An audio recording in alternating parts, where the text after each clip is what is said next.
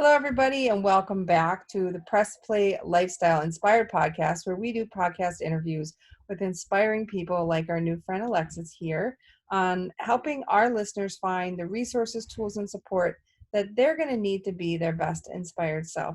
So, would you mind introducing yourself to the audience? Just tell them a little bit about yourself.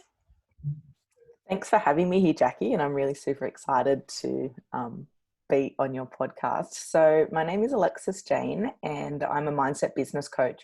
So I help women in business with their mindset and help them crack open their best selves and activate a higher level of themselves so that they can step up to that next level and create more confidence for themselves in different areas of their business. And I help them see what they can't see in their business because they're actually in it. That's amazing. That's amazing. So, how does someone get into that kind of line of work? Because when I was doing like aptitude tests in college, there wasn't one that said help women be a mindset coach. Like, what's that journey that kind of took you from where you must have been to helping women in that way now? So my background's personal training, hospitality, and real estate. So I've always loved helping people. I was never an academic at school. And I went over in Australia, we have a thing called schoolies when you leave school and you go on a holiday after you finish year 12. And my girlfriends and I went on a cruise. And when I got back from a cruise, my mum said, I've enrolled you into TAFE. I was like, oh, okay, what will I be doing at TAFE? Because I didn't want to continue studying. And she put me into personal training because I love fitness. I love the health industry. And then that's kind of where it kind of kicked off, but I didn't actually really understand the mindset was such a huge part of going through to get results. I thought it was just the physical side of things and not the mental side of things. I didn't really understand. So I was 19 and off I went on my merry little way, studying and doing my thing. And then fast forward, say 10, 15 years. And after all of my travels, I've been traveling overseas and doing bits and pieces, and I got married, and then we had a little girl, and 2 years later we had a marriage breakdown. And in that marriage breakdown, I went through depression, anxiety, went and saw all of the doctors, went on antidepressants, and I was really, really, really struggling. And I ended up moving back into my parents' house, and I was like, there's something more here. I don't know what it is. I don't know how to move myself from where I am right now. And I started doing some research and I found life coaching. I was like, oh, didn't even know that this existed. So then I went on a 2-day personal development weekend. And then I found out that there's this whole new world of NLP, kinesiology, hypnosis, timeline therapy, and meditation and clearings. And I hadn't even heard of half of these words before. I was like, I need to learn more about this because this weekend has just changed my whole world and released so many of my stuck emotions I didn't realize were stuck. And if I did know that they were stuck, I didn't know how to let go of them. So I was learning how to let go of all of that. And so I started studying that. I got off my antidepressants. I moved through what I needed to move through. And then I started coaching women in life coaching, I guess. And I was really enjoying that. But then what really got my fire burning inside of me is helping women in their business and watching them earn more money in their business and helping them expand and really create the business that they've always dreamt of, but they didn't know how to do it. So I help women shift through that. That's an interesting journey, right? So you kind of started out with, you're going to do this because I said so. And then kind of like, oh yeah, that was fine, to the business side of it, which is a pretty far road away from sort of the fitness side of it. So how did you like find the resources to be personally resourced on the business side of coaching? My journey through building my own business and having the confidence to step up and do the scary things and go through the judgment, the self-judgment, the thinking that other people are judging me, and creating a really strong network and environment of people who are really super supportive and understand the business world, who understand the online business, who understand that it is challenging. But once you crack the code, it can be a lot easier moving forward. And I've spent a lot of money on different coaches, business coaches, mindset coaches, and that journey of doing that has really helped me accelerate how I do business. But I also know what works for myself. But business isn't the same for everybody. And what I found, I was learning a lot of the Tony Robbins stuff, a lot of the masculine energy business things. And it, in the early days, it wasn't working for me. I couldn't figure out why it wasn't working. And then I started really researching women coaches, women business coaches, mindset coaches, and watching how they did business. And then I started understanding that there's the masculine and feminine energy, and you need both of them within the business world.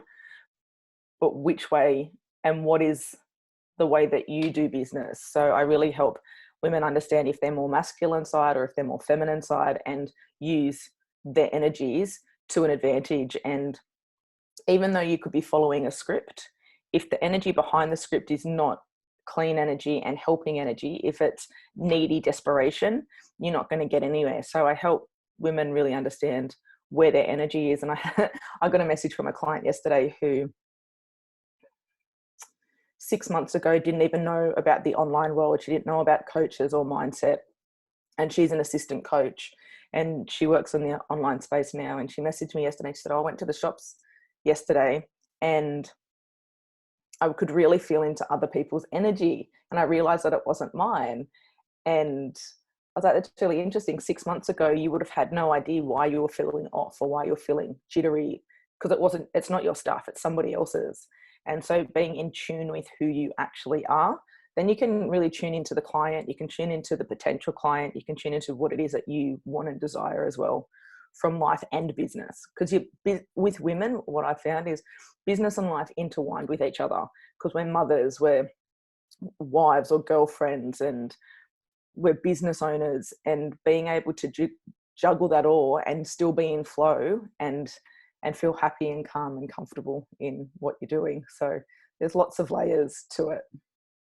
Yeah, I think that's a really interesting comment, and I wonder if you've exhausted it or if you could talk a little bit more about it. But I've run into a similar feeling of I spent 20 years in software development and healthcare IT, which is a very male-dominated. Everything about it is male.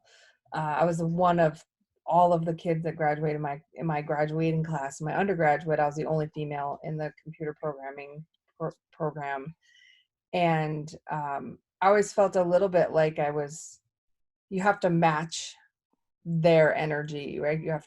The only way you could succeed is if you do it a certain way, if you have a certain attitude, or if you have confidence erring on arrogance. There was like all these things that felt uncomfortable to me, yet I didn't understand. I was like, why can't I still be successful and just be me, the person I am?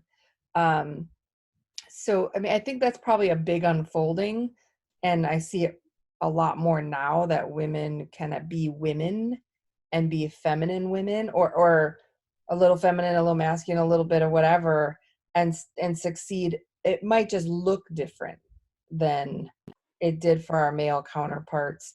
So are there any tricks or any things that like you've kind of seen specifically to that sort of male female energy and being able to find success that way?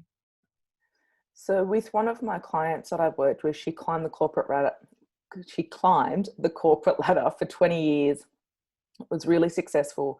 She moved over and she had a side hustle doing network marketing. And I really helped, and she couldn't understand why she wasn't cracking the code with network marketing when she was really successful, high six-figure income, smashing it at work.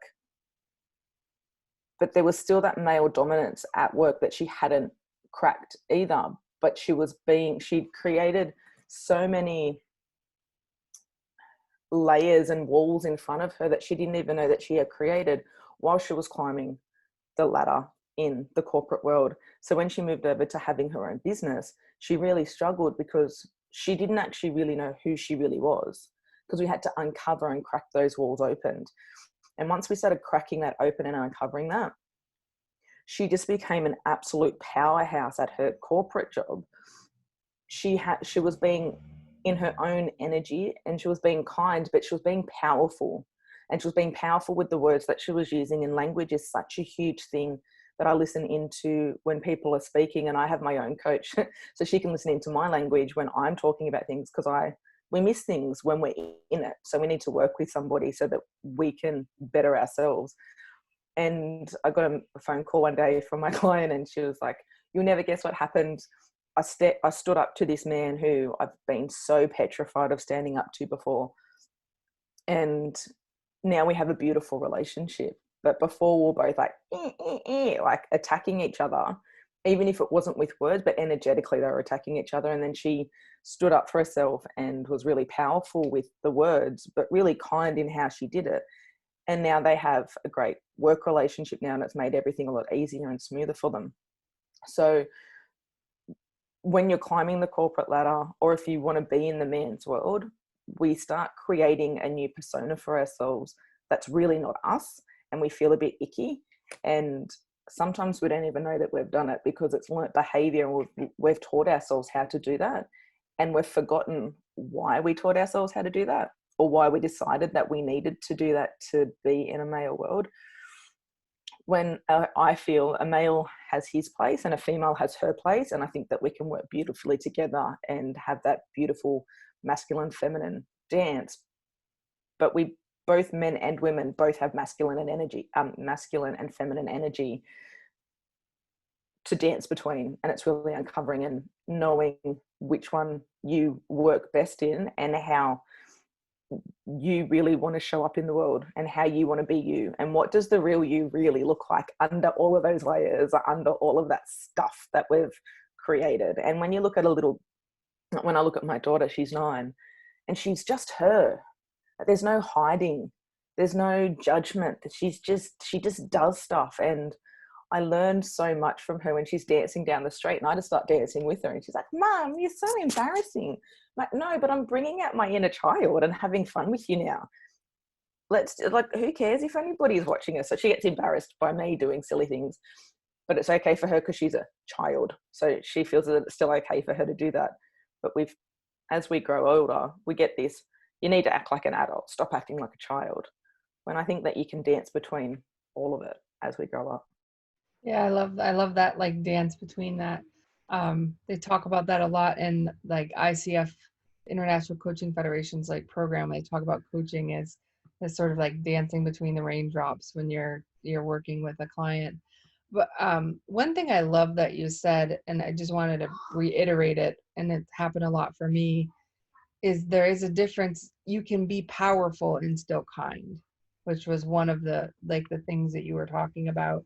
And I think that was where a lot of women I know that have been in the corporate ladder struggled, because they thought, well, if I act kind, then I'm going to be taken advantage of. Powerful is like never letting anyone get away with anything, and you have to always win. And I think maybe we've redefined our own words so much so that we forget that you can have power without, like, hurting people or being angry, or, there's just, what is this, two strongest emotions are like hate and love. They're both powerful, right? So is there anything specifically that you've worked with women on to help them find a way to both be powerful and still retain, like, their caring side or their kind side? So one of the first things that I help my women get really clear on what it is that they want from life. Because when you're clear on what it is that you want, then you have the clarity to speak with that power from within, but also be kind about it, because you know what you want. There's no self-judgment, and you're confident in owning what it is that you actually want. So with one of my clients, she didn't actually really know what she wanted, And when she thought she knew what she wanted, when we started to uncover it. So with my clients who are either working in network marketing, or if they're a coach and they're either attracting the wrong people, then they're not able, they don't know who they want to attract, I get them to do this exercise where they write down who is the person that they're attracting right now. And then I get them to write another list and say, who is it that they want to be attracting into their world? And then I get them to do that over a week, and I get them to really feel into who they're currently attracting, like every little attribute of who that person is, and then who is the person that they want to be attracting, who inspires them to be a client or a customer or whoever it is, if it's in network marketing or affiliate marketing. And then when they look at the list of the people that they want to be attracting, I get them to circle who they're not showing up as right now. So if it's powerful, or if it's confident, if it's whatever they've written on that list, they already have inside of them. Because if you've written it down, you can see it, which means it's inside of you. So we go through that, and then we start looking at how they can improve, like what has to happen for them to feel more powerful within themselves. Is it doing the power stance with their feet shoulder width apart, with their hands on their hip? What does confidence look like for them? And when I did this with one of my clients, she sat there and she just started crying. And I was like, what's going on? I don't know what have I missed? She said, the people that I'm attracting into my world right now are both my mums. I was trying to save both of my mothers. And I looked at her, I went, okay. And then she said, I was adopted. I don't tell many people that. I went, whoa, kind of wasn't expecting that, but that's powerful, right? And she really wanted to help women who needed the help and needed to be saved, who weren't ready to be saved. And in that moment, she really understood. I said, what you want to be doing is helping the women that you can, who have got the money to invest in themselves, so you can go and do charity work for the women who are not sure yet that they actually really need this help, love and support, or they're not ready for it, but you can do charity work for them.